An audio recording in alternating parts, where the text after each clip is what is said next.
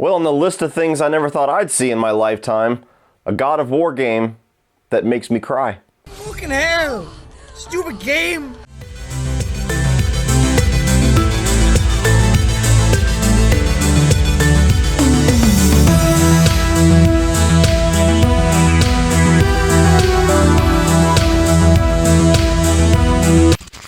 What's up, everybody, and welcome back to the Game Chamber and my final review of God of War Ragnarok. I know I'm a little bit behind, but I'm somebody that likes to play the game, experience it in its full, and then review it. I don't want to leave anything, any stone unturned, or anything that could affect my score to find out after I have dropped my review. I have beaten the main story, and at about 52 hours of gameplay this past weekend, I got the Platinum Trophy. So I have experienced every single nook and cranny of God of War Ragnarok, and all I can tell you is that this is not only my game of the year, but it is one of the greatest video games I have ever played in my life. There are some things that I have issues with, there are some things that I wish they would have done differently or could have done a little bit better, but stacked up against the things that are done amazingly in this game, they are a drop in the ocean. God of War 2018 completely caught me by surprise. I've always been a fan of this franchise. I have been there since day one. I beat the first game a number of times. I loved God of War 3. I was absolutely addicted to that thing when it first came out. Didn't really necessarily love the side stories that we got on PSP or God of War Ascension, but when they finally came back in God of War 2018 with Norse mythology and Kratos having a son, Kratos actually being more of a character this time around, having more of a narrative focus, a totally different tone, the over-the-shoulder gameplay, changing up the combat a little bit with not only the weapons, but the style of combat, implementing more of an RPG element into the action. Everything that they did for the most part in 2018, to me, made a better game and made a game that is much more suited to what I come to video games for. And it did end up being my favorite game of that year. And so naturally, my anticipation, my expectations for God of War Ragnarok were sky high, and somehow they still managed to exceed almost every single one of my expectations with this game. So starting right off with the positives, just like in 2018, the story and especially the characters are the thing that draws you in with this new iteration of God of War, and it's the thing that makes God of War Ragnarok such an enriching sequel, with not only the thematic elements that they're exploring in the story about parenthood and trying to make the best decision for your children and trying to do better for them and teach them how to do better and learn from your mistakes of your past, and all these things that resonate for me as a father so much that worked in 2018, they're even more so in Ragnarok. You know, Kratos has continued to grow as a character. We've had quite a big time jump between the end of 2018 and the beginning of Ragnarok, and so he's softened a little bit with trying to raise his son by himself and having the years of being a single parent between the two games, not only with the impending doom of Ragnarok, but with the impending prophecy that they found out at the end of God of War 2018 looming over him and his son. And all throughout the story of this game, without getting too specific, the main arc of Kratos becomes, do I need to put everything into protecting my son and shielding him and trying to preserve his life, or is doing that snuffing out the life that he could have? Do I need to trust him? Do I need to make sure that he is his own man and makes his own decisions? Do I need to follow him sometimes instead of always demanding that he follows me? Is that one of the ways that I can be better for my son? Why? By not being this overbearing and immovable object that he can never communicate with, he can never get his feelings out with. Like, do I need to be better? And by the end of the game, when all of that comes to fruition, man, I swear to God, I was holding back tears. Like, there's a line that I'm not going to give any context to whatsoever in the final few minutes of the main story in regards to Kratos talking to Atreus and ending up with the term Atreus remains, so that you'll know if you've played the game, and if you haven't, you'll find out when you get there. I genuinely shed a tear. Like, I was actually choking up going, oh my God, don't cry. And all the characters that they have fleshed out this world with are all across the board awesome. I mean, you get Freya back in this one, who has a very complicated relationship with Kratos and Atreus after the events of the first game, and the way that that changes and evolves throughout the game was one of the more significant character dynamic changes that I really enjoyed. You get Brock and Sindri back, and Brock is probably my favorite side character. He feels like my spirit animal, just the way that he just goes off with profanity and just says the most plain, blunt shit that you could possibly think of in these exciting moments. It's hilarious to me. Every moment with that guy to me was gold. And then even the new characters that are brought in here on the villainous side with Thor and Odin, you know, these threats that were kind of built up narratively in the first game, and a little bit of a tease of a final clip, a final scene that you get in 2018. Now you get to see these characters, you get to feel them, you get to see how they interact with each other, the voice acting and the performance capture with Ryan Hurst as Thor and Richard Schiff as Odin, I think were both brilliant. And so the way that they flesh out both of those characters to where they're the best types of villains, to where they're very complicated. There's things about them that you sympathize with. There's aspects of them that you kind of agree with and almost feel like you should side with them. And you start to question all of these other characters of the world that are saying that Odin is this evil asshole and Thor is this evil asshole. And you get to know them and you're like, I don't know. They kind of make sense. And even the way that the game kind of changes up some of the character dynamics in regards to who you're playing with. It's not just Kratos and Atreus throughout this entire game. There's segments where you're playing as Atreus and you get other side characters that are playing with you as kind of like your sidekick. There's other characters that Kratos eventually teams up with that will take the slot of Atreus in Atreus's absence throughout multiple points in the game. And not only does that change up the gameplay a little bit, but it really changes up the flow of the narrative to whenever you're walking around, you're exploring this world, and in between these little ass-kicking scenes, you have these moments of dialogue and these moments of lore and these moments of character exploration where you're climbing and you're exploring, and the dialogue going on between these two characters just gives these segments of the game such a different flavor, which really kept the pacing going at a nice clip and never really felt like the game was becoming one note at any point. And even just talking specifically about Kratos and Atreus, which is obviously the main relationship of this game as it was in 2018, I like the way that it changes up the way that they interact with each other a bit, where Atreus is much older now. He's getting more of a mind of his own. He's starting to, become a man a little bit. He wants to question things. He wants to challenge things. And the way that that dynamic not only changes the character of Atreus, but changes the character of Kratos, I thought was a really interesting thing to watch, to where Atreus is challenging his father's rule and he's challenging his father's desires and what his dad is telling him to do.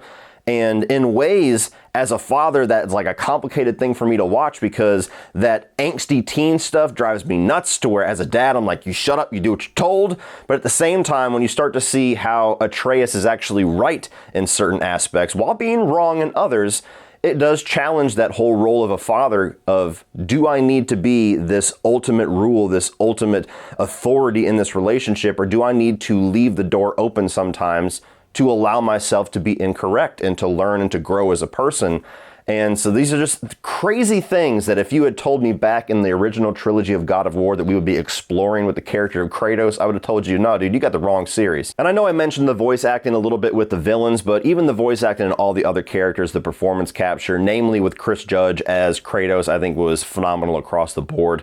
That's just a technical aspect of these two games that I think are masterful, and I think that alongside like Naughty Dog and what they've done with Last of Us and even Uncharted is going to be kind of the benchmark moving forward that other games, other series are going to look at and try to emulate their best. Of course, it is a God of War game, so beyond the characters and the story and the thematic elements, how good's the combat? The combat is fucking awesome. If you liked it in 2018, I think it's even better here. They have fine-tuned it a bit, while at the same time, I think loosening it, where the first game felt a lot more stiff as far as getting this RPG element and sticking to much more of like one-on-one fights and having it look more cinematic. This one still has that, but it also kind of opens the world up a little bit to where the fighting arenas have a little bit more verticality to them. It feels like there's more variety of enemies. There's more enemies within these fights to where you feel like you're much more outnumbered and have to kind of watch all angles around you. And I do think that there's also the element of just having that rage-fueled kind of flavor that we've come to know and love from God of War in the original trilogy that felt a little bit more prevalent here. So even if you had some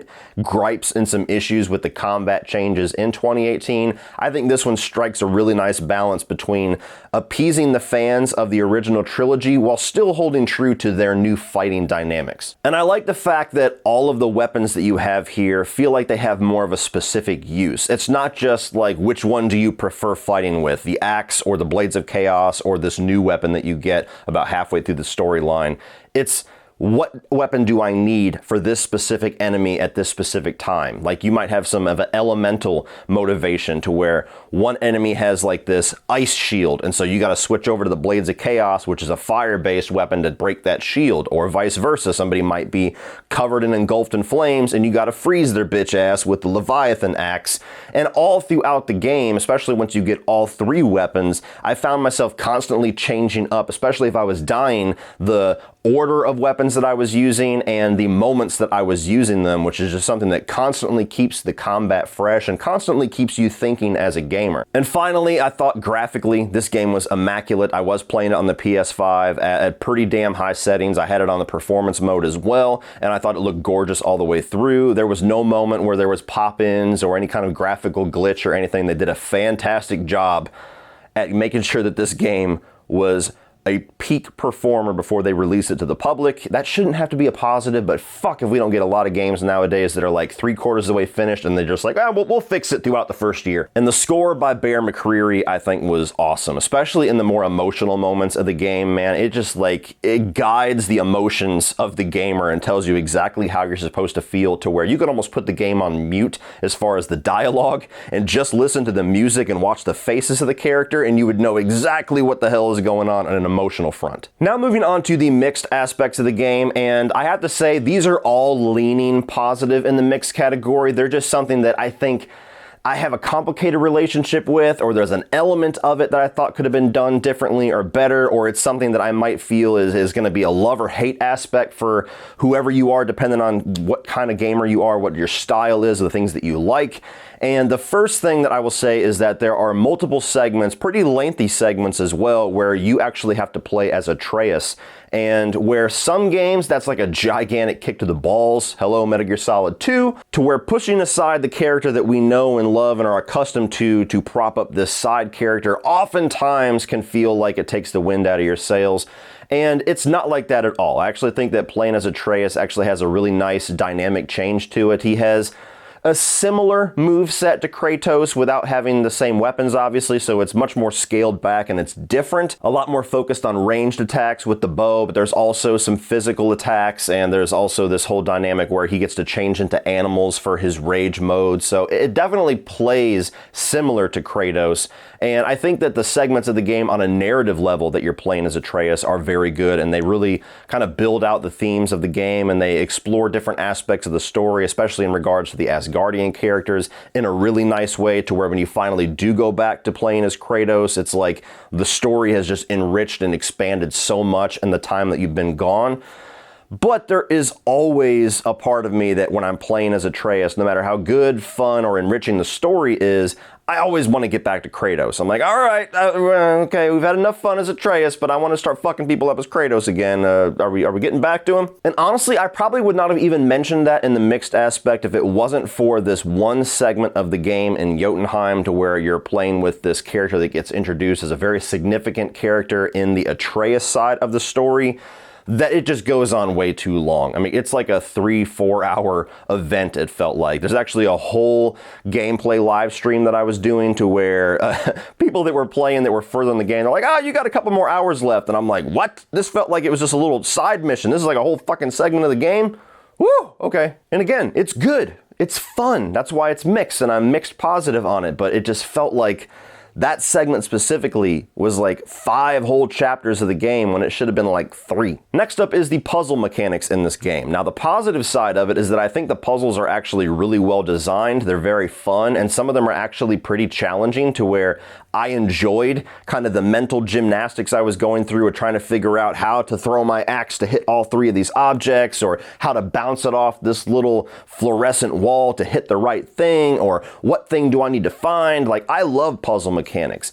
The issue is that I feel like this game, maybe because of some criticism they got with 2018, holds your hand a little bit too much, to where if you're staring at a puzzle for more than like 30 seconds, your side character just blurts out the answer. Like, hey, I bet you had to throw your axe off of that thing and hit that thing.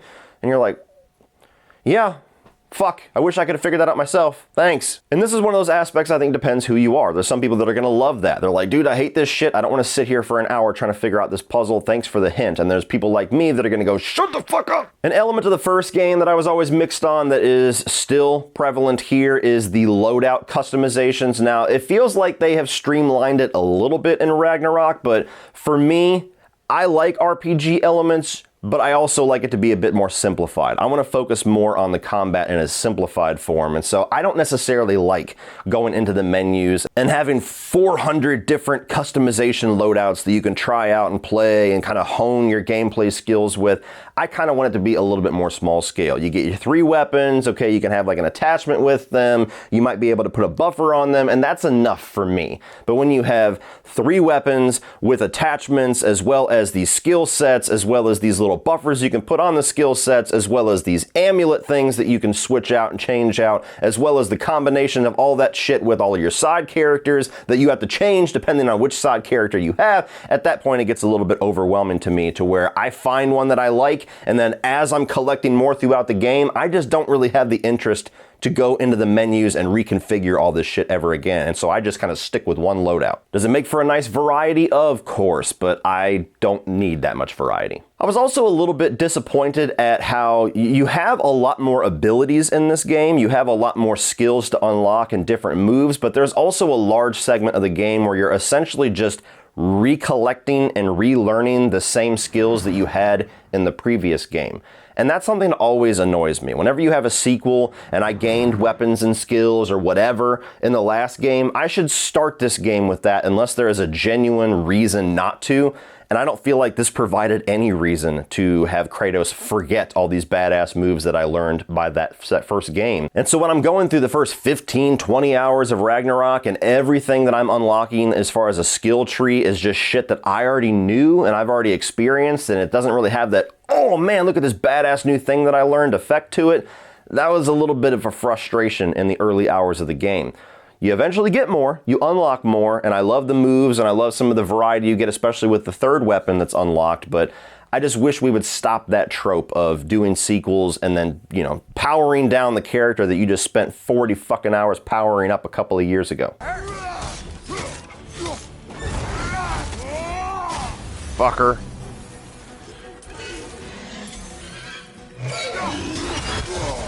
And the final mixed element is one that I think is going to be the most debated in the comment section of this video, and that is the amount of game that you get for your money in Ragnarok. Now, this is a massive, massive game. You get a lot of bang for your buck.